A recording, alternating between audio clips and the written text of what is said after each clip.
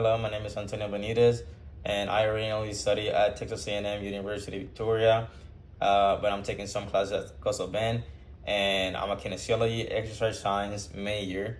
And today I'm going to be talking about muscle growth and how the muscle actually grows. So, people that knows about exercise and do not know about exercise, we all think how the muscle grows, and most of the people that doesn't know too much, they think that just going to the gym and lifting some weights, you're gonna be able to grow muscle, but that's not actually how it works. So you have three principal things that you have to do. There's gonna be resistance training, the nutrition, and the recovery. So let's start talking about resistance training.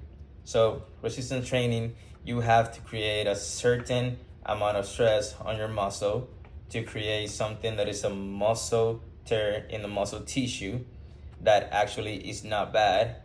It's gonna help you, and that's gonna be like the opening, so you're gonna be able to muscle growth. And according to researcher Brad Scanfol, the body repairs this damage while building the muscle fibers back strongly, and it's gonna make it slightly bigger too. So those tears are gonna be actually helping you to grow your muscles. Another really important thing that is necessary is resistance overload. When you do resistance overload, basically you're adding more weight to one exercise, or you're adding more reps to the same exercise with the same weight, not adding any more weight, or you're just adding volume to the exercise or to your workout overall. So now we talk about resistance training, let's talk about nutrition. So when you incorporate nutrition, it's gonna be almost the same as when you do exercise.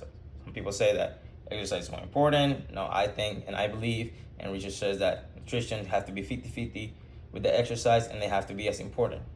So then when you create those muscle micro tear in the muscle tissue, you need to replenish that so your muscle growth, and there's gonna be kind of like inflating, and that is gonna be the protein. And the protein is proven, it's been researched that is the most important micronutrient to be able to grow the muscles.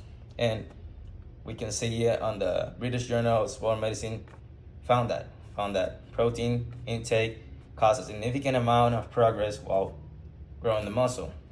So we have to take in mind too, calories and carbohydrates are gonna be really important, and they're gonna give you the energy required so you'll be able to do your day-to-day life and be able to replenish all that glycogen that you do while doing exercise. Now we talk about nutrition, let's talk about the recovery. Last but not least, because a lot of people forget about that, and a lot of people don't want to recover. So one important thing that not a lot of people know is that when you sleep, you release the growth hormones. Growth hormone is literally how it sounds. It's a growth hormone. When you're sleeping and you have the adequate sleeping, you're gonna be able to release all those hormones while you're repairing your muscle, while all those proteins are getting fixed and are replenished, those muscle tissue tears and everything like that. That's gonna be just better. You're gonna have sleep necessary, you're gonna have more energy during the day. Another thing is the rest days. Rest days are really important, because if you have your muscle fatigue all the time and you don't let your muscle recover and rest, there's gonna be fatigue. Your muscle is not gonna have enough strength. You're not gonna be able to do progressive overload. You're not gonna get strong. You're not gonna build enough muscle. So you have to recover too. And yeah, so remember that next time you go to the gym, remember that the change is not gonna happen in the gym. It's gonna happen while you do nutrition and everything else. And I have here a model to show and explain the muscle growth. So right here, we can see that this is the muscle before the exercise, and then this is what after you do an exercise. These little things right here are gonna be the muscle tears. This right here, the muscle tears.